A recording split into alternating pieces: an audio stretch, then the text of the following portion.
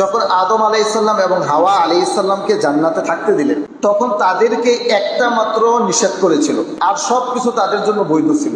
নিষেধটা ছিল লা তাকরাবা হাযিহিশ শাজারা, আদম এবং হাওয়া, ওই যে গাছটা দেখতে পাচ্ছ, এই গাছের কাছে তোমরা যেতে পারবে না। এই একটা নিষেধ, আর যা কিছু আছে জান্নাতের মধ্যে সবকিছু তাদের জন্য ছিল বৈধ। কিন্তু শয়তান তাদেরকে প্ররোচনা করে, পদস্খলিত করে, তাদেরকে ধোঁকায় ফেলে ওই গাছের কাছে যায়, গাছের ফল ভক্ষণ করে। তখন তারা আল্লাহর হুকুমটাকে অমান্য করে। তাদের রব তাদেরকে আহ্বান করেন, আলাম আনহাকুমা আন তিলকুমা শাজারা, আমি কি তোমাদেরকে নিষেধ করি নাই যে তোমরা এই গাছের কাছে যেও না? কেন তোমরা সেই গাছের কাছে গেলা?